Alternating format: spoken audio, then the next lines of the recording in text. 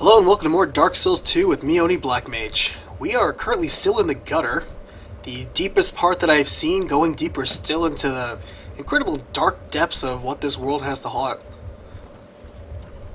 We are currently trying to navigate past these statues here that always spit poison at us, depending on which way they're facing, and I'm trying to regain my bearings, honestly. Okay, I thought this was a mist door. Instead, this is an incredibly noxious... What the heck is that? I think that was a giant bug laying eggs. That was like the what is it, a larval sac? Like a queen bug has? I'm gonna go in the other direction for now, because that looked really big and I don't want to deal with that right now. Alright, so I see lots of ladders going down. I'm not sure which one is... Wow, see, I can't even see how far that thing goes down. I thought that was a mist door earlier. It turns out it was just a noxious bug. Alright, I don't see anything around here.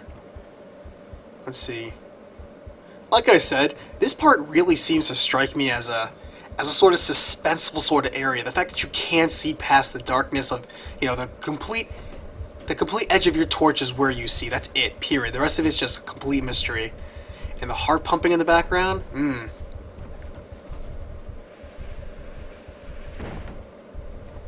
Sometimes you need this sort of suspense. And even in an action game, if you play this up just a little bit more with a few more environmental modifiers, then you basically have it like a survival horror. You know what's one thing I don't believe? I don't believe for a moment that the current trend of survival horror games is just the type of, oh, you can only have true survival horror by basically making you completely defenseless and constantly being chased by a threat that can kill you. I don't buy that for a second. No. To me, that's an easy way of accomplishing that, the thrill of being chased when you're completely helpless. But you can create helplessness. You can generate that same feeling even if you have, like, say, weapons or a gun in your hand. For example, right here, there's constant tension in Dark Souls. Constant tension, and you can use that tension for a thrill. The same thrill you can have if you're being chased by a monster that's so incredibly, you know, more powerful than you. You're completely laden down with armor. You've been putting effort and time into it, yet you can see all that hope. Ow, whoa, I just took the wrong drop there. Good thing I survived that. But yeah, you can take that hope. The hope that you get, that's a crucial element. In horror, if you still have hope, and that hope gets crushed, that despair feeds so much into it, has such a creative fuel for horror, that you can't just simply get if you immediately start off the fact knowing that your only option is running and sneaking. See, then your only hopes lie in running and sneaking, and maybe they have a couple of tense moments where they're chasing and they purposely don't find you, you know, those close call scenarios. But when they argue the fact that, oh, you can't have horror when, like, you know, your character is this buff, gun-toting guy, I disagree. There may not be a good example that comes to mind, but I like to think horror, for example, it's different for everybody. What horrifies everybody is different for everyone. But I like to harken back that one of the best examples I can give of stepping in the right direction, even if it didn't necessarily go there, is the original Resident Evil. Now, if you haven't played the original Resident Evil, you've only heard it from hearsay, you've probably only heard maybe half the story, I want to say. And that is, oh, it has a couple of shock scares, oh, it has zombie dogs, oh, there's trappings, and there's zombies, and that's really it. By the way, let me correct some misconceptions about Resident Evil. Misconception number one, it's basically a zombie killing game. It's about killing zombies, that's what the series is about. No. Even the original creators have stated this, that Resident Evil has always been about the monsters, and there are several monsters in Resident Evil. You know, it starts off with the harmless, well, not even harmless, but the simple zombie. The zombie dog, technically, is your first encounter. But just simple zombified characters. But it starts escalating. It's like hunters, the killer sharks, the giant snakes, the spiders, all sorts of stuff. Monstrous creatures, you know? These sort of things that instill fear and terror of survival in real life. You know, crazy man-eating plants, you know, giant creatures, only made more horrific. That's what Resident Evil is all about. Wow, I just completely didn't notice there was a hole there. What's that last step? It's a killer, huh? Anyway, that's misconception number one. Misconception number two is that it relies on shock scares, and that is not true. I know everybody's like, oh, the first encounter where the dog jumps through in the window, or where the zombie turns around. Yeah, those are iconic, memorable moments, but that is certainly by no means the entire game, and that is also not the high point of the entire game. What made Resident Evil so unique, so incredibly unique, is that it had a strong plot, well-developed characters, interesting scenarios, while at the same time not disempowering the main character. You're an empowered character.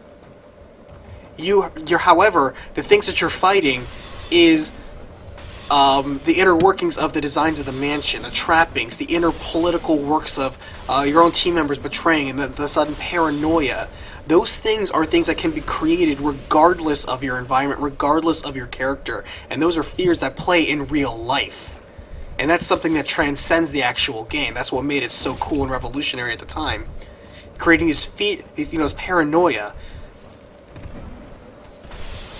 Could you kill absolutely everything in the game? You absolutely could. But that's really not the point. And in fact, if you're amateur to the game, if it's your first time, you're probably not going to, frankly. But that's not the point. The point is, it plays on a psychological level because of its writing, because of its scenario, and because of the way they chose to design and implement the game, which goes into misconception number 3. The game has terrible, sloppy controls.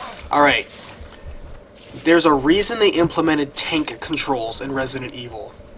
The reason why is because they chose to go with predetermined camera angles. Why did they then choose to go predetermined camera angles? Because, one, the game that's based on, as well as many horror movies, have bizarre, unsettling angles with which they're filmed with that accentuate the evil. Like, something feels unnatural, something feels wrong. You inherently feel that in the way the cinematography is handled, and they duplicated that in Resident Evil, the first one.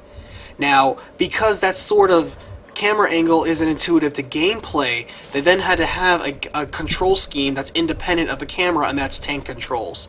And if you do tank controls, it's not that bad. You get used to it. It's just that it's not the usual, like what I'm doing right here, just I move in whatever way I move the stick regardless of my camera angle. That's not a demerit to the game. That was an intentional design choice that actually made it better. It may be hard to swallow that, but it's true. So again, Resident Evil takes a step in the right direction because of its writing, scenario design, cinematography choices, creating horror where it's supposed to occur, in your mind, not through your eyes. The visual shock scares or gore or scary imagery is such a double blade these days because people want high-end super tech graphics, but part of the mystery and part of the allure that plays with older horror is the fact that you don't necessarily understand or can comprehend seeing or even see exactly what it is that's haunting you, that's hounding you, that's hunting you. However, Dead Space took this treacherous route too, making everything immediately visible to you in this super high-def, look at me, look at all my cool art design, we spent a lot of money on these polygons, admire it for a second, will you? That sort of stuff, revealing the monster and showing that it's just a guy in a suit, kind of takes a little bit of the impact out. Not gonna lie. And just having more grotesque monsters, gross factors, it doesn't necessarily... Like, it can scare people. You can gross people out and scare them, sure. But that is not necessarily horror. It's a completely different mental level. A deeper mental level. A deeper psychological level. And very few games these days hit that. Hitting you with the chase, hitting you with the thrill, hitting you with suspense, that can be doable. It's very, very doable. It is doable. It's very popular these days. But true horror, not just scares, because scares can certainly be done. All you have to do is jump around a corner and say boo and you'll startle me. You can say that you scared me. You startled me, but you scared me, sure. But horror, the type where after I'm done playing, I still have that seed of doubt in me.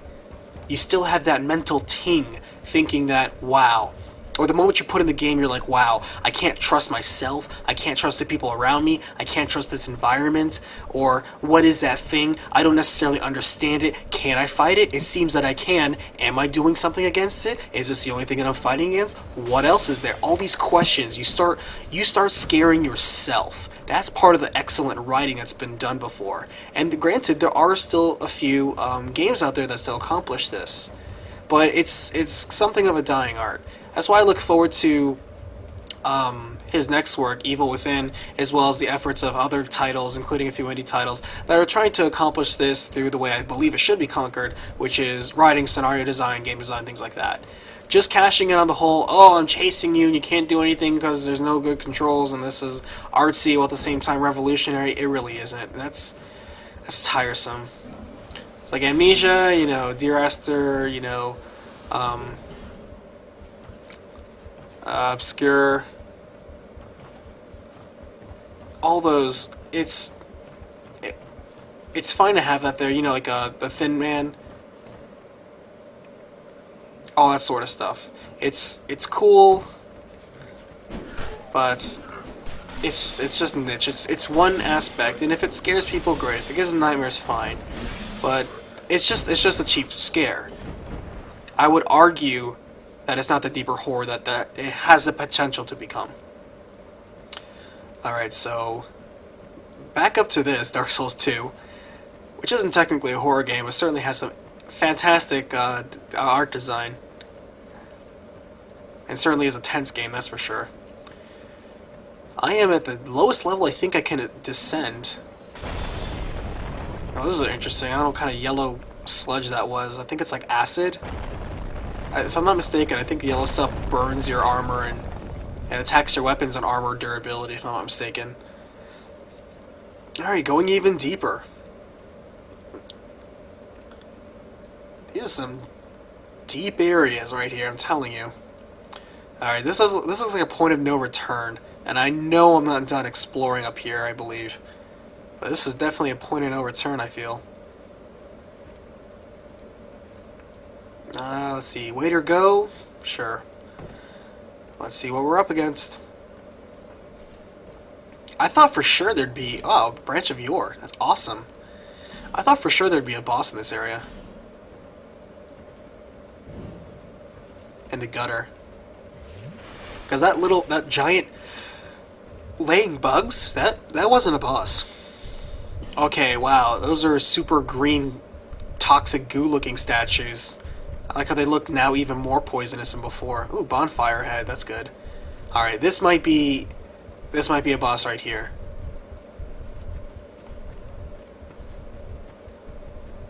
Alright, I guess I'm fully prepared. I'm pretty good, I think. Let's see what's beyond the mist. Alright, let's see. Oh, Black Gulch. Okay, so it's a new area. And here's a bonfire. Alright, well here's what I'm going to do. I'm going to pause here, take a break, and go back to Majula. Level up myself, maybe do a little bit of light grinding, and come back here. I want to see if I can maybe explore a little bit more area though.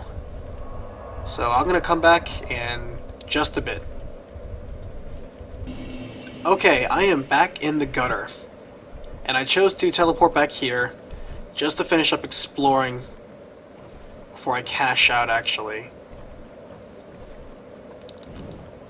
So I want to finish up exploring here. There's still a few areas that I still can't get to. I know there's an etched stone door over to the side. I need a special key to get through there. I think there's a cliffside area that I should be able to get into because there's a really high tower that might be something. But I'm just going to walk around and do a quick sweep because I want to try to avoid coming here as often as I can. But I think I've been most everywhere. So we're going to see.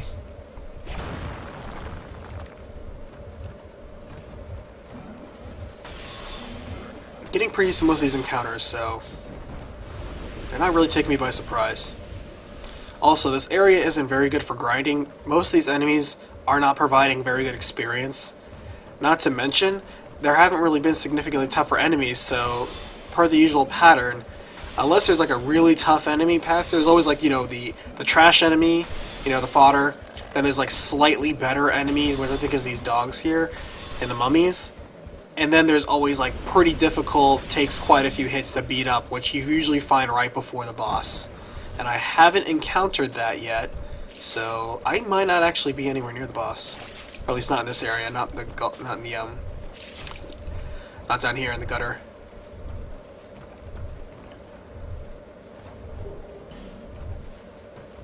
Huh, well that's interesting. Alright.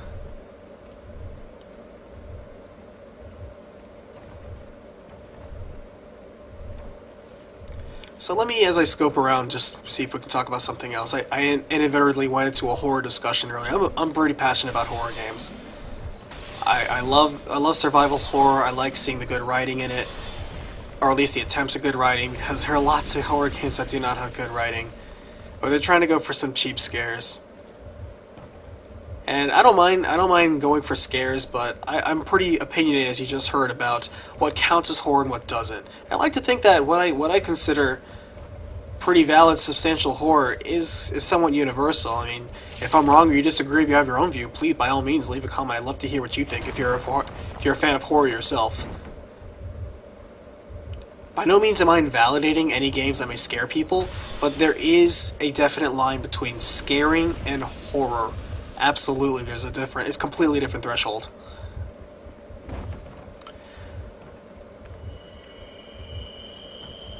One of the things that I particularly like that Dark Souls is accomplishing is that for a light RPG, it could easily have been wow, is that another bonfire?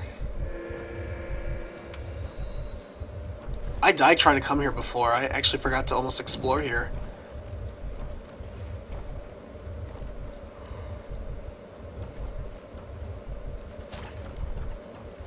It is. It's another bonfire. How about that? It was right there on this side the entire time. Well, you know what?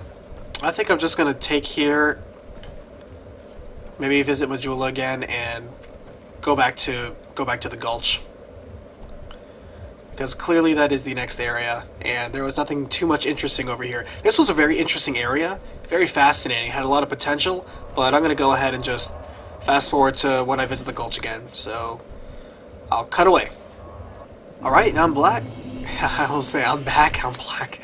Back in black. We are here back in the Black Gulch, and I'm just getting my usual attunement of spells. That's my usual adventuring. Again, I usually have a little bit of fire on me and a couple of Great Soul arrows. I usually find that's the better thing to just stay on top of it. Usually just have 2 regular fireballs and fire orb, and then just leave it up with 2 Great Soul arrows and then a Great Heavy Soul arrow. And that to me is just an all-around adventuring.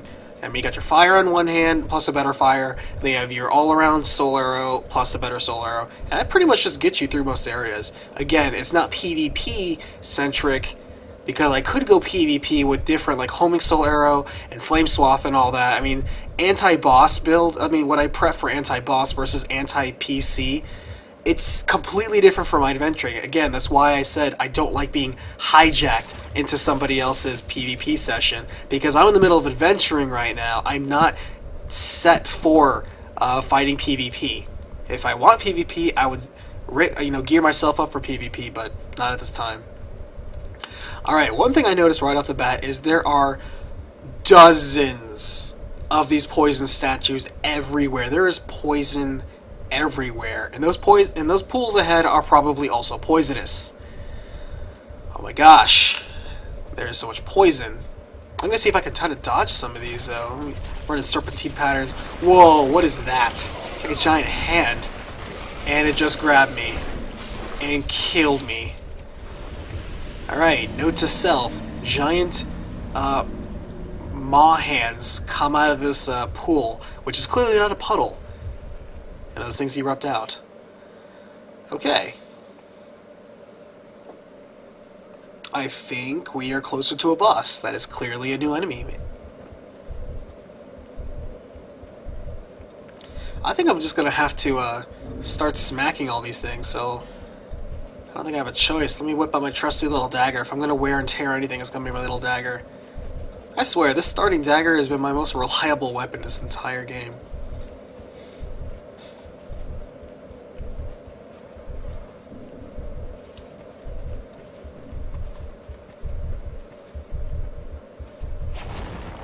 Yeah, because the staff sometimes has a heavy swing to it. Either way, we're gonna have to start, if we want to take it safe and not spend, because I'm running, even though I have a lot of poison moss, it's so easy. I guarantee I can probably go through most of it just walking through here in terms of how poison it is. It's also pretty dark. I might want to light a torch. Like, there's so much ambient light though, it's surprisingly more lit even though we're deeper than the gutter. For a Black Gulch, it's surprisingly green.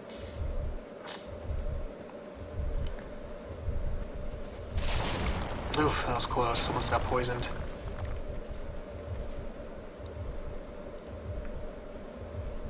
Alright, looks like we have a couple of areas. There's one area, looks like a cave branching off to the left.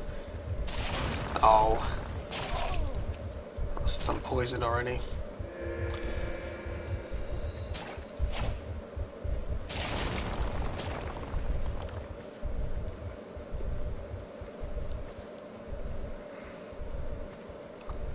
I wonder if I can snipe those guys from this pool, because sometimes because I can see just barely a little bit of their character model poking out of the pool, but I can't lock onto it.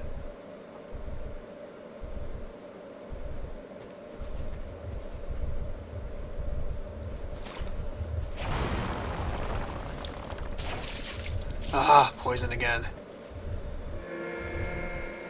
Alright, let me see if I can bait him out. Come on, there we go. Alright, let's see how tough you are. Oh, you're actually not that tough, but you are incredibly deadly. So you're like a glass cannon like I am. Oh, what did he drop? Oh, I hope there's just one per pool.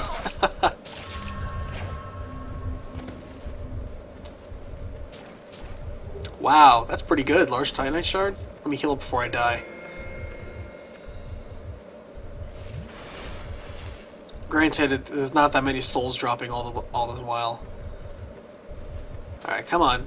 There's another one of you here. Okay, they're not that deep and they're also not poisonous, which is good. Alright, so these guys are pretty weak. So, not that bad.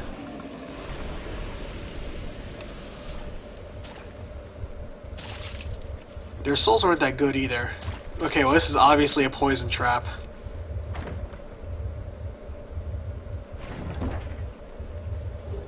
Huh, not bad. Great magic weapon. That's very good, especially if you're a warrior against some of these bosses that are weak against magic. That's really good. Hidden path ahead. Really? Well, maybe, possibly. Let me get a torch, actually. Let me run past here, grab a torch, and come back. I'm not going to waste a flame butterfly when I'm so next to a bonfire already. Let's see what they're talking about.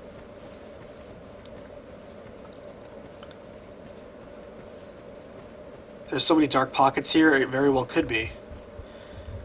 Hidden path ahead. Try below. Actually, they're right. There is something I can jump down to. Let's be careful and do just that. Alright. Nice. That's why I love the online helping system. I like when people help. I want to help. I love when people help. It's great. Everybody gets along. And Lucatil. What are you doing down here? Oh, you... My thoughts are very... What is this? The question rings in my... Loss. I know there are fights where you can summon Lucatil or other NPCs. You can have them fight with you against the boss. But for the purposes of this run, with the exception of Belclair against that 3 versus 1 where it was really tough against those sentinels, I'm pretty much sticking to where it's just me. One, to show how plausible it is that I know mages were OP in the first Dark Souls, and in this one they were, I wouldn't say nerfed, but they evened it out and they balanced it a lot. I would argue that faith characters are definitely the stronger characters in this one, given the spell choices and how early the usage of the power of it. I would say faith characters have it a little bit easier in this game. And warriors just go to. I mean, I would probably see like, I want to say 4 out of 5 characters I see phantoms walking by are probably warriors. I mean, it's just the go-to, and I understand, that's fine. But sorcerers, we need to represent. And we can totally handle these challenges just as well as anybody else. Alright, so this looks like spit out actually past that first puddle area, so this might actually be a pretty good shortcut. Drop down here. Whoa! Almost ran into this guy over here. Whoa, okay. It's got a wind up to him.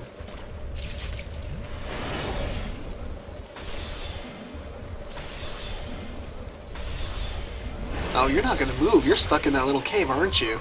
Oh, that's perfectly fine by me. You have a range. Great.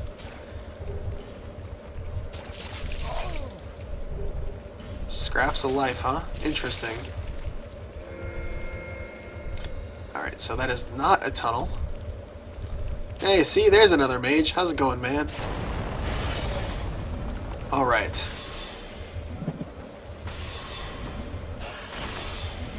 Alright, so these guys are the tough enemy in this area. But by tough, it means they're tough to kill, and by tough to kill, I mean not really, they just take a lot of hits. But they give good experience, so these guys are the big ones in this area. That's pretty cool. That's good, I like that. It also means that I'm probably getting close to a boss. This is a pretty linear pathway so far, so it wouldn't surprise me.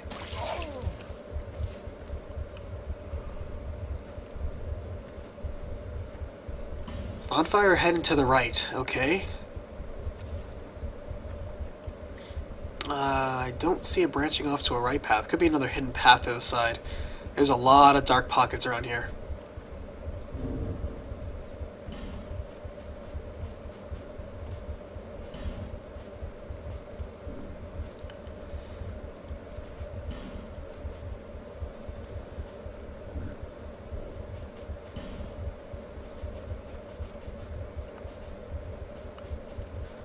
So what I want to do is I want to switch to my dagger with my main hand, because I obviously don't want to let go of my torch in my offhand.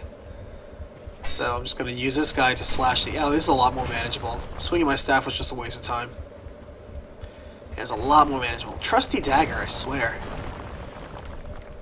Alright, these have got to be traps. Yep, there's one. Okay.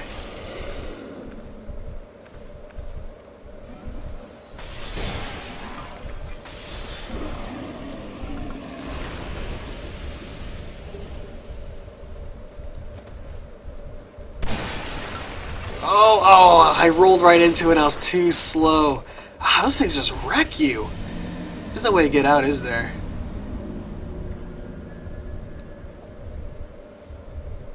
Alright, well I'm going to pick up next time, and we're going to start over, take on the Black Gulch, and we'll pick it up next time. So thanks for watching again. Bye.